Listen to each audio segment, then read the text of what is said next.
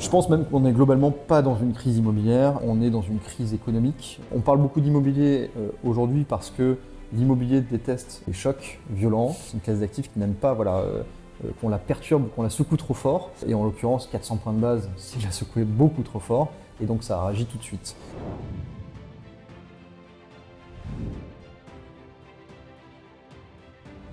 Bonjour à tous, aujourd'hui j'ai la chance de recevoir Pierre-Antoine. Bonjour Pierre-Antoine. Bonjour Clément. Tu es directeur général adjoint chez Iroko, la société de gestion de la SCPI Irokozen.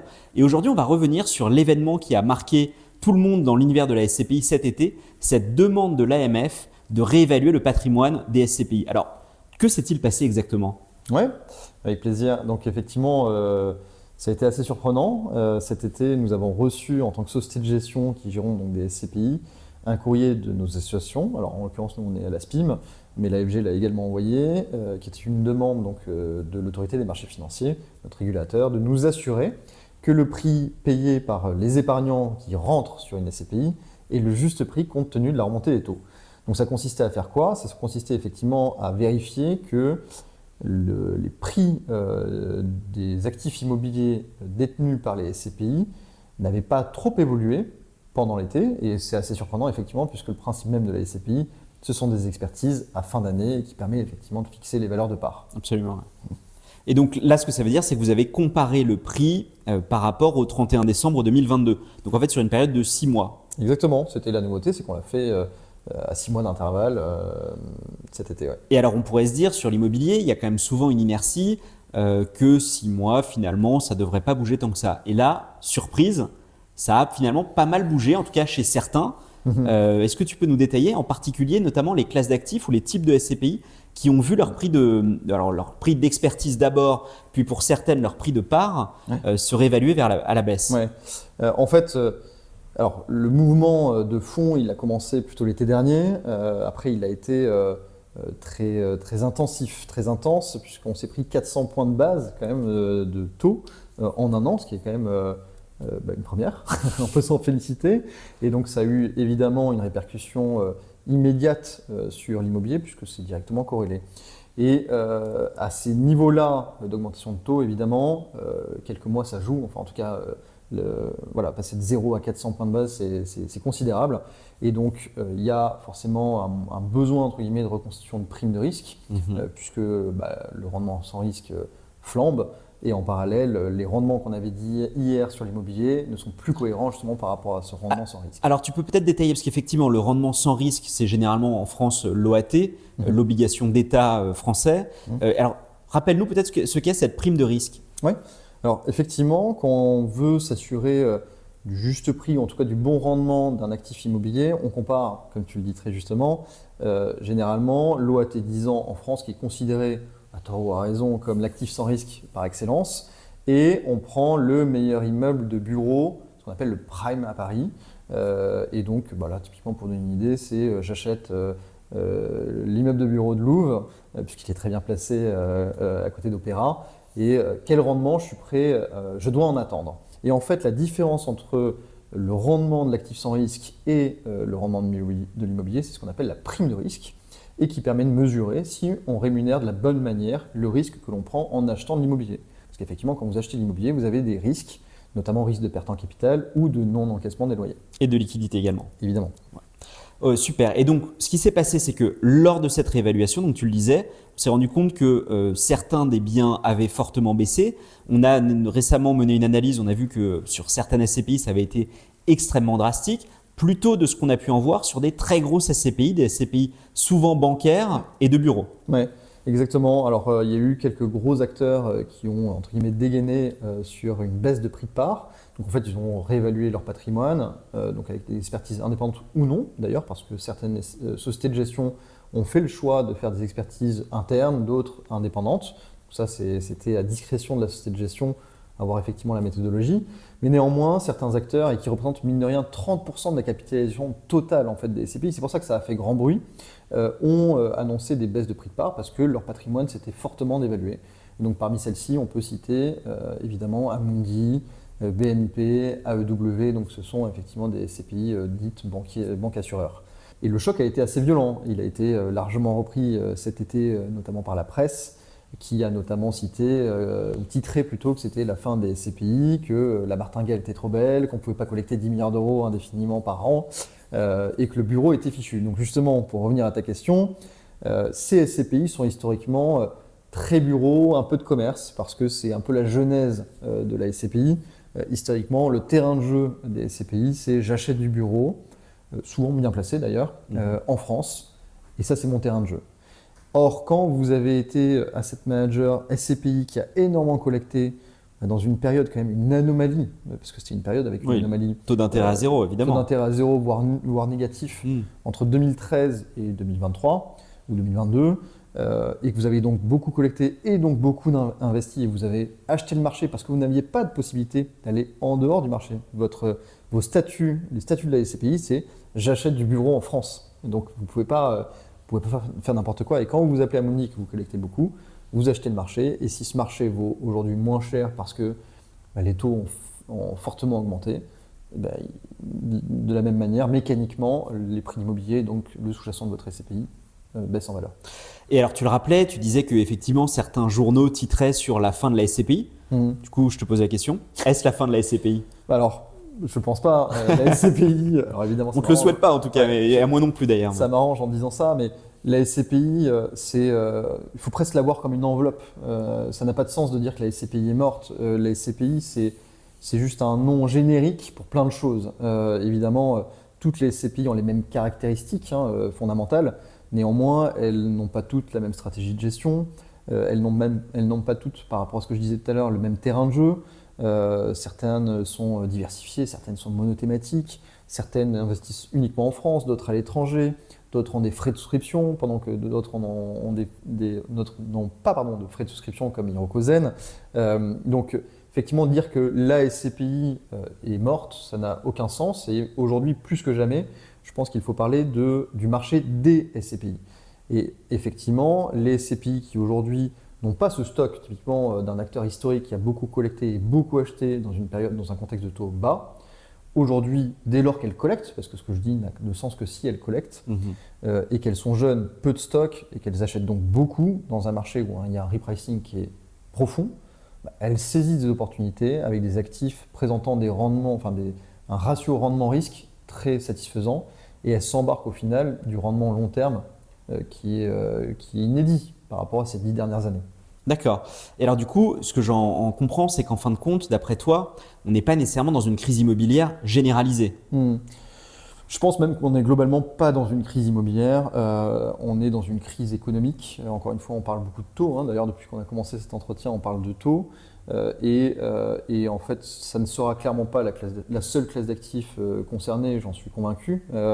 On parle beaucoup d'immobilier aujourd'hui parce que l'immobilier déteste les chocs violents, rapides. C'est une classe d'actifs qui n'aime pas qu'on la perturbe, qu'on la secoue trop fort.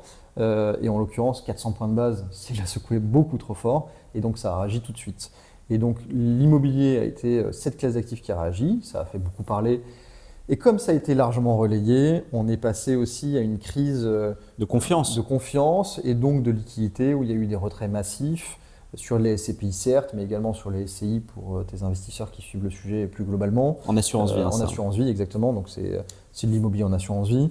Et donc forcément, dès lors que vous retirez de la liquidité à un marché qui est en surchauffe, ça ne fait que renforcer les difficultés de ce marché-là. Donc le but de tout ça, c'est évidemment qu'il n'y ait pas une défiance profonde parce que la SCPI a encore de belles années devant elle. L'épargnant français aime la SCPI parce qu'il aime la pierre en fait. Et mine de rien, c'est quand même acheter de l'immobilier sans contrainte de gestion. Bien sûr. Donc je suis convaincu effectivement du bon devenir de la SCPI. En revanche, ce qu'il faut quand même rappeler, effectivement, et pourquoi ça a été accéléré, parce que c'est pas neuf, on en a parlé beaucoup cet été, c'est pas ce courrier de l'AMF qui a tout changé. Ce qui a changé ce qui n'a fait qu'accélérer le processus, c'est que quand on se positionne sur un marché qui est également acheté par de l'institutionnel et que à cet institutionnel, vous lui laissez la possibilité d'acheter des comptes à terme à 4,5% de rendement, donc pas du tout le même risque pour des rendements très proches. Ça résonne, le 4,5%, c'est la moyenne des rendements des SCPI. Il y a un petit sujet. Et donc effectivement, la SCPI doit redevenir plus attractif. Donc c'est sain à la limite qu'il y ait alors je ne dis pas que c'est bien pour l'investisseur, mais c'est sain qu'il y ait une baisse de prix de part, car ça va leur permettre d'afficher davantage de rendement, en tout cas de redonner du rationnel en termes de rendement. Et alors ça, c'est un point effectivement très important. En anglais, je crois qu'on parle du flight to quality, c'est-à-dire l'idée d'arbitrer entre différents actifs pour aller vers ceux dont le rendement, le ratio de rendement-risque est meilleur par rapport à d'autres. Ce qu'on a pu observer, c'est ce que tu dis, c'est que ce repricing permet à l'immobilier de réaugmenter son rendement, mais finalement, je n'ai pas l'impression qu'on ait répercuté l'intégralité de la hausse des taux sur le rendement de l'immobilier. C'est-à-dire qu'on, comme tu le disais, on est passé, on va dire en gros de 0 à 3,5%, mais on n'a pas monté de 3,5% le rendement de l'immobilier. Ouais. Comment tu le vois cela? Alors, plusieurs explications à cela. Déjà, il y a beaucoup d'attentisme. C'est-à-dire que pendant 10 ans, on a été dans un moment de marché où le vendeur était le grand chef et il décidait sur ce qui allait se passer pour l'acheteur. Le rapport de force était clairement en faveur du vendeur. Aujourd'hui, donc, c'est un rapport qui est complètement inversé. Et d'ailleurs, quand vous êtes acteur en SCPI, que vous collectez encore bien dans cette période-ci et que vous n'avez pas de conditions suspensives de crédit, donc vous pouvez déployer sans levier, etc., sur l'immobilier, vous avez vraiment un gros rapport de force.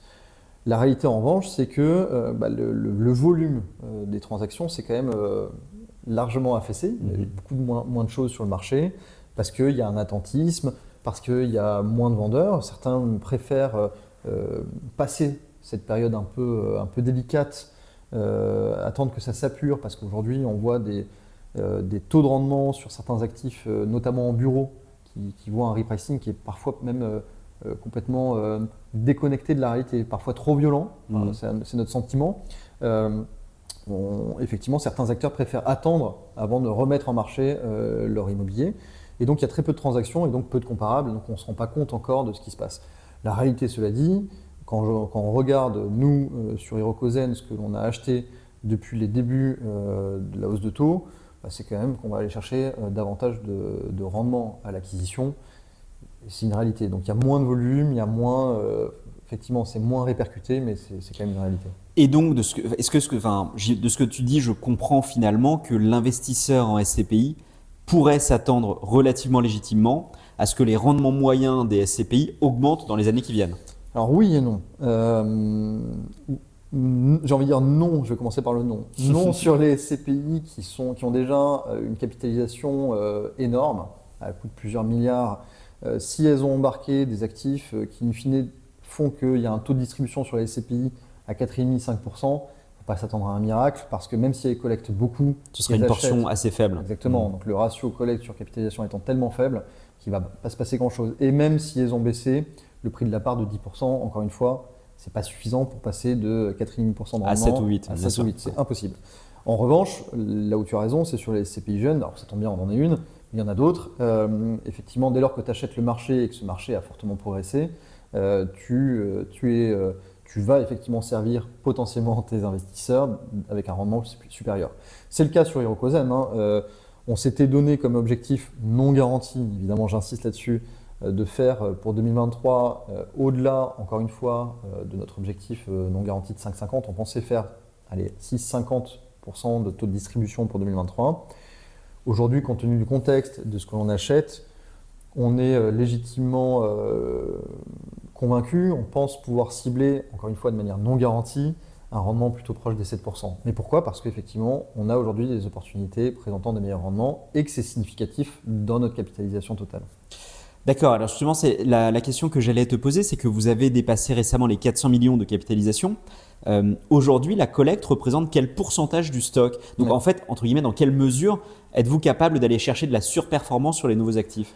Oui, bien sûr. Alors on a un stock sur Hirokozen puisqu'on l'a lancé en novembre 2020. Après, notre croissance elle s'est faite de manière linéaire, alors rapide évidemment, et tant mieux, je touche du bois un peu tous les jours pourvu que ça continue, et on va tout faire pour. Mais on n'a pas eu d'institutionnel à nos côtés, on n'a pas eu de seed, c'est-à-dire le seed, c'est pour expliquer à tes investisseurs, c'est de l'argent d'institutionnels qui nous aide à décoller de manière immédiate. Et donc on s'est construit grâce à nos constitutions de patrimoine de manière lente et certaine, mais néanmoins on s'embarque un stock et ce stock a globalement subi entre guillemets une petite dépréciation depuis la remontée des taux, c'est logique. Et cela même, si tu voudrais en parler, alors qu'on est allé chercher des primes de risque plutôt élevées, ça a toujours été la stratégie d'Hirokozen, on en parlera après si tu veux bien. En revanche, 2023, c'est une année de confirmation pour Hirokozen. Notre capitalisation, elle double cette année. Et donc évidemment, si notre capitalisation double, ça veut dire aussi que notre capacité à déployer sur l'immobilier est énorme par rapport à ce qu'on avait embarqué en stock. Ok, alors attends, avant de partir sur la prime de risque que vous allez chercher, pour bien comprendre pour nos auditeurs, ça veut dire que toi aujourd'hui, tu recommanderais plutôt d'investir dans des SCPI jeunes que des SCPI anciennes, c'est cela? Alors je pense que toutes les SCPI anciennes ne sont pas à mettre à la poubelle. Il y en a certaines qui sont d'ailleurs très bons élèves, qui ont été sur des justement qui ne sont pas enfermées dans des classes d'actifs ou quand elles l'ont fait, elles ont continué à avoir une certaine agilité de gestion, acheter des actifs de taille modeste, donc moins concurrencés, ou alors rester en position cash. On a vu certaines SCPI de taille significative, sans citer de nom, effectivement, qui ont eu ce bon goût entre guillemets depuis un an de rester très cash et donc de pouvoir déployer aujourd'hui dans un contexte bonifié. Mais effectivement, plus globalement, les SCPI jeunes, et encore une fois, dès lors qu'elles collectent, parce que ça ne marchera que si elles collectent, ont cet énorme avantage de pouvoir battre le marché durablement parce qu'elles vont s'embarquer effectivement un rendement supérieur.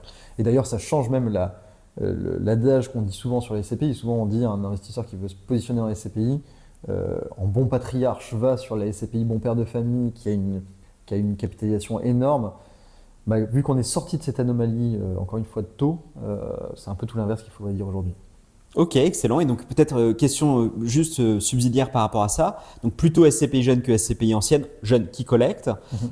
Plutôt SCPI diversifié ou SCPI sectoriel? Alors là, il y a toujours débat. Ça dépend aussi en tant qu'investisseur comment on est dans la dynamique de ces investissements. Nous, on s'est lancé, pour rappel, Clément, tu le sais, on s'est lancé en novembre 2020. Mine de rien, c'était une autre crise, c'était la crise du Covid.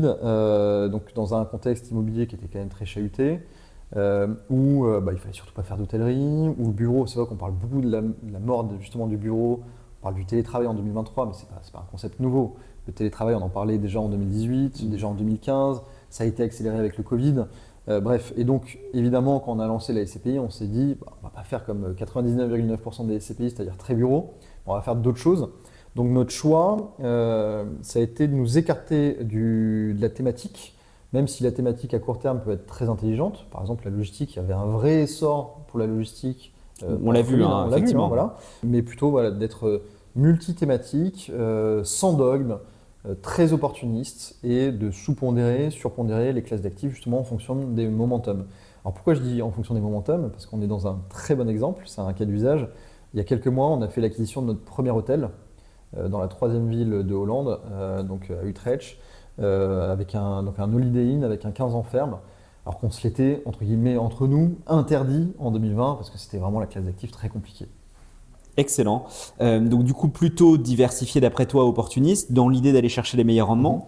Tu y alludais un petit peu précédemment. Vous avez un objectif effectivement d'aller chercher des rendements élevés. C'est quoi du coup votre philosophie par rapport à cela?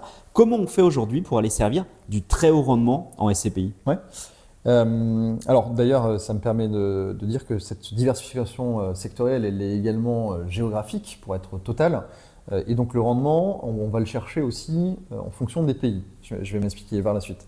Donc oui, quand on a lancé Hirokozen, on avait déjà un objectif de rendement acte en main élevé. On allait au-delà des primes de risque classiques et pour donner une idée, au début de l'aventure Hirokozen, on achetait des actifs autour des 6,20 de rendement. Donc on était déjà dans un panier, on va dire, élevé, ce qui nous a permis d'ailleurs de faire une belle première performance après un an. Et au fil de ce qui s'est passé à l'été dernier, effectivement, notre rendement acte en main moyen de mémoire, je te fais ça de mémoire, fin 2022, il était autour des 6,50, 6,60. Donc tu vois, ça avait déjà monté. À l'investissement, on avait déjà augmenté effectivement notre souhait de rendement élevé, enfin en tout cas, on a pris cette direction-là et aujourd'hui, évidemment, elle est encore plus renforcée. Je pense qu'on doit se situer autour des 7% de rendement acte en main moyen pour 2023. Donc effectivement, on suit la courbe des taux. On est encore plus exigeant dans nos acquisitions. On sait, encore une fois, notre chance, entre guillemets, d'être une SCPI qui collecte aujourd'hui pour aller chercher du rendement. Donc on est très agressif sur nos offres. Donc on perd beaucoup de choses encore, hein, on en avait déjà parlé précédemment. Mais effectivement, on a un ratio deal gagné par rapport au deal envoyé qui est très faible, mais en même temps c'est notre marque de fabrique et ça nous permet effectivement d'imaginer pouvoir servir un rendement élevé à nos épargnants le plus longtemps possible. Et alors peut-être si tu peux nous partager quelques astuces. Là tu parlais de l'hôtellerie qui semble effectivement, on en entend beaucoup parler en ce moment, ça semble être un secteur qui repart assez fort. Y a-t-il d'autres petites particularités que vous avez qui vous permettent d'acheter finalement avec des rendements acte en main aussi élevés? Ouais, il faut fouiller entre guillemets dans notre stratégie de gestion même initiale.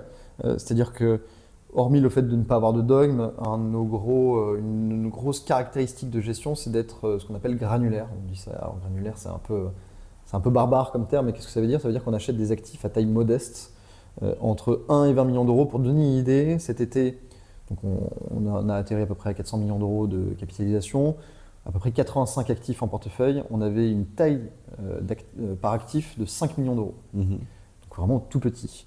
Et l'intérêt de ça, c'est que tu es sur un marché qui, mine de rien, moins concurrencé par les asset managers traditionnels. On a cité quelques-uns gros, évidemment, ils n'achètent pas du 5 millions d'euros.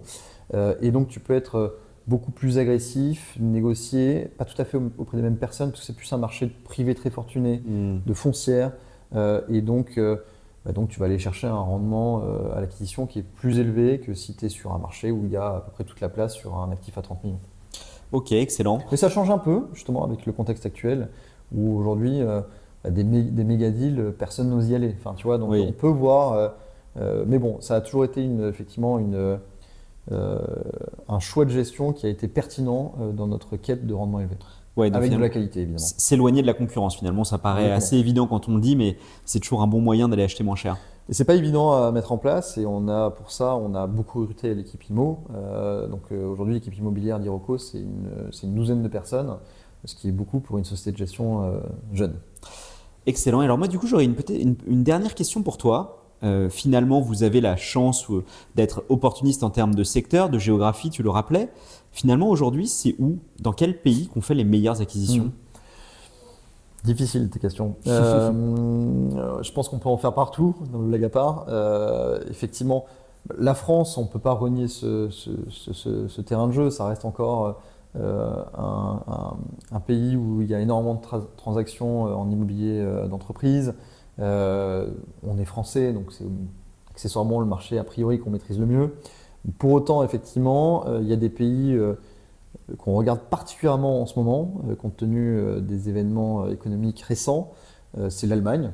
Donc l'Allemagne, on regarde, c'est un marché qu'on a malgré nous un peu boudé depuis le lancement d'Irokozen. Alors on a fait par moments quelques acquisitions, notamment un supermarché Netto, mais on y est peu allé parce que c'est un marché historiquement cher et donc qui n'était pas en cohérence avec notre objectif de rendement. Et là, comme c'est un marché effectivement qui a beaucoup repricé, qui a été en difficulté, où il y a eu beaucoup d'inflation, qui est en train de se corriger, mais néanmoins il y en a eu beaucoup, on voit passer effectivement des opportunités, peut-être inédites, de se repositionner en Allemagne sur des volumes conséquents, parce que ça reste encore une fois un énorme marché qu'on ne peut pas bouder indéfiniment. Donc ça c'est un premier tip, si c'est vraiment un tip, je pense que c'est une autorité publique, hein, mais voilà, et effectivement après on en voit un peu partout, hein. Ça dépend des secteurs d'activité et des zones géographiques. Tous les secteurs d'activité n'ont pas réagi de la même manière. Je disais que le bureau a été vraiment le secteur à abattre et donc qui a subi un gros choc. Pour autant, on peut imaginer que d'autres classes d'actifs suivent par la suite, parce qu'il va y avoir une reconstitution de la primerie sur à peu près tous les secteurs d'activité. Ok. Et je pense à ça parce que vous avez effectivement grossi très vite. Warren Buffett le disait de manière très connue en disant voilà, si vous me donnez 1 million, je pourrais faire une performance excellente. Si vous me donnez 1 milliard, j'aurais beaucoup plus de mal parce que finalement, les pépites sont plus dures à trouver. On a vu effectivement que ce sont plutôt des SCPI mastodontes qui ont vu leur prix de part baisser. Est-ce que finalement, il n'y a pas une forme de fatalité au fait de quand on devient gros, eh bien, on tend à baisser en performance? Ouais. Alors la question se pose, clairement, je suis assez convaincu du facteur inertie. Effectivement, c'est à de rares exceptions près, c'est quelque chose qu'on peut remarquer sur à peu près tous les véhicules et même toutes les classes d'actifs, et c'est pas que l'immobilier, c'est tout. La question, alors aujourd'hui, on est largement staffé pour encaisser jusqu'à 1 milliard d'euros de capitalisation sans difficulté, ce qui reste encore, je mets des parenthèses, hein, mais un petit fonds. Mais effectivement, si on dépasse cette taille-là, on se posera la question de pourquoi pas créer un autre millésime pour garder l'agilité sur le premier. Excellent, bah, merci beaucoup Pierre-Antoine. Avec plaisir Clément.